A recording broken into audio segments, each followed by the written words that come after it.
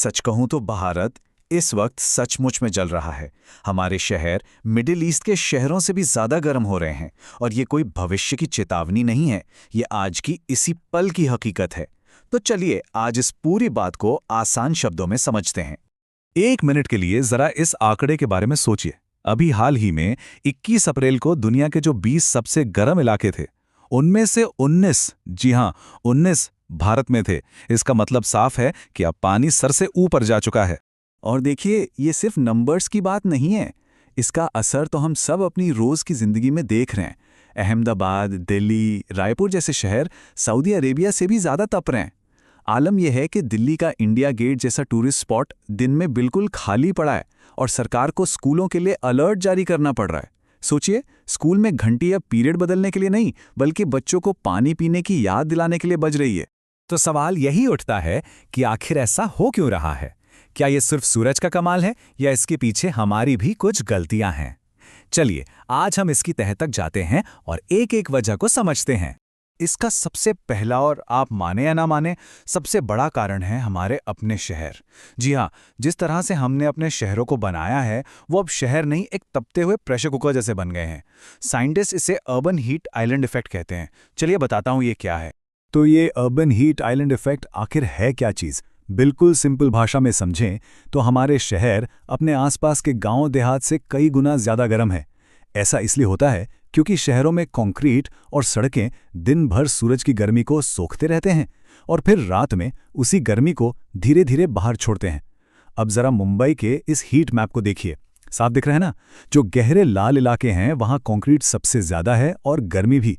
मतलब शहरों को रात में ठंडा होने का मौका ही नहीं मिल रहा। लेकिन कहानी सिर्फ कंक्रीट पर खत्म नहीं होती।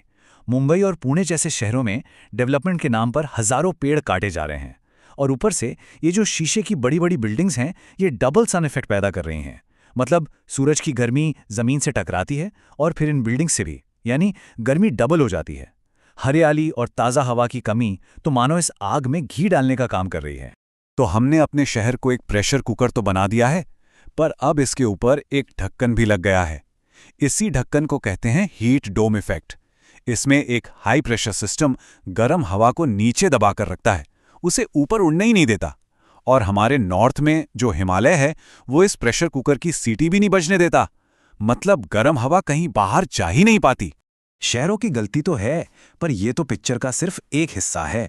असली विलेन जो पूरी दुनिया में इस आग को हवा दे रहा है, उसका नाम है अल नीनो। देखिए, नॉर्मल सालों में सब कुछ ठीक ठाक चलता है। पैसिफिक ओशन यानी प्रशांत महासागर में गर्म पानी ऑस्ट्रेलिया की तरफ बहता है। इससे वहां खूब बारिश होती है और इंडिया में भी आने वाला मॉनसून अच्छा रहता है। सब कुछ सेट है। लेकिन जब अल नीनो आता है तो पूरा खेल ही पलट जाता है। हवाएं कमजोर पड़ जाती हैं और वो गर्म पानी ऑस्ट्रेलिया की जगह उल्टा साउथ अमेरिका की तरफ मुड़ जाता है। नतीजा, ऑस्ट्रेलिया में सूखा और हमारे यहाँ मॉनसून बेहद कमजोर। और इस बार बात सिर्फ अल नीनो की नहीं है। साइंटिस्ट्स एक सुपर अल नीनो की चेतावनी दे रहे हैं। इतिहास गवाह है, 1877 में एक ऐसे ही सुपर अल नीनो ने दुनिया में इतनी बड़ी भुखमरी फैला दी थी कि दुनिया की 4% आबादी खत्म हो गई थी। और अब 2026-27 के लिए वैसी ही, बल्कि उससे भी बड़ी चेतावनी दी जा रही है। तो इन सब चीजों का, शहरों के प्रेशर कुकर और सुपर अल नीनो का हमारी जिंदगी पर क्या असर पड़ रहा है? ये सिर्फ एसी का बिल बढ़ने या पसीना आने की बात नहीं है। ये हमारी हेल्थ, हमारी इकोनॉमी और पानी पर सीधा सीधा अटैक है। जरा सोचिए, 2030 तक भारत अपनी जीडीपी का लगभग 4.5% सिर्फ इसलिए खो सकता है क्योंकि लोग गर्मी में काम नहीं कर पाएंगे। क्यों? क्योंकि हमारे देश में हर 4 में से 3 लोग मेहनत मजदूरी का काम करते हैं और ऐसी आग बरसती धूप में काम करना नामुमकिन सा है।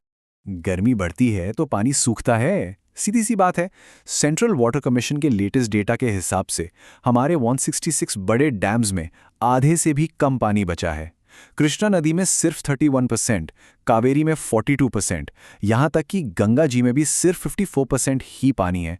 ये खतरे की घंटी नहीं, बल्कि एक अलार्म है।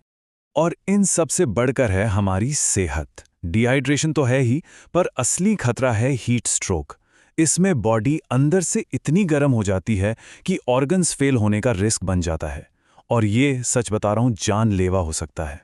ठीक है, मुझे पता है ये सब सुनने में काफी डरावना है, समस्या वाकई में गंभीर है, पर इसका मतलब ये नहीं कि हम कुछ कर नहीं सकते। अच्छी खबर यह है कि इस गर्मी से लड़ने के सॉल्यूशंस भी हैं। तो चलिए अब सॉल्यूशंस की बात करते हैं। सबसे पहला, सबसे सस्ता और सबसे आसान तरीका, कूल रूफ। करना क्या है? बस अपनी छत पर सफेद पेंट कर देना है। सिंपल साइंस है। सफेद रंग गर्मी को रिफ्लेक्ट करता है, वापस भेज देता है। एक एक्सपेरिमेंट में देखा गया कि इससे छत का टेम्परेचर 1.5 डिग्री तक कम हो गया। मतलब घर ठंडा और बिजली का बिल भी कम। अब बात करते हैं शहर के लेवल की। हमें सिंगापुर से सीखना होगा, जहां बिल्डिंग्स पर ही खेती की जा रही है, जिसे वर्टिकल गार्डन्स कहते हैं। हमें बोगनविलिया जैसे लोकल पौधे लगाने होंगे जो कम पानी पीते हैं और गर्मी झेल जाते हैं। छतों पर सोलर पैनल्स और रेन वाटर हार्वेस्टिंग को बढ़ावा देना होगा। और हाँ, ये पूरा पश्चिम की तरफ मुंह वाली कांच की बिल्डिंग्स, इनको अब बंद करना होगा।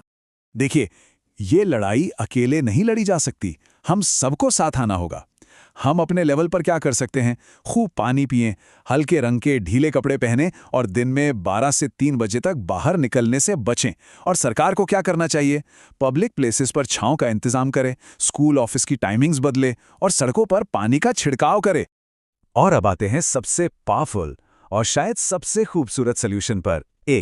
सिर्फ एक आम का पेड़ अपनी पूरी लाइफ में क्या करता है जरा देखिए। 217 टन ऑक्सीजन, 21 टन कार्बन सोखता है। और इसका कूलिंग इफेक्ट पता है कितना है? इतना जैसे 5 एसी लगातार 1000 घंटे चल रहे हो। अब समझ आया कि आम की गुठली दान करने जैसी छोटी सी बात कितनी बड़ी हो सकती है। तो आखिर में सवाल बस एक ही है, क्या हम सिर्फ सोशल मीडिया पर गर्मी की शिकायत करते रहेंगे या बाहर निकलकर एक पेड़ लगाएंगे? चॉइस हमारी है।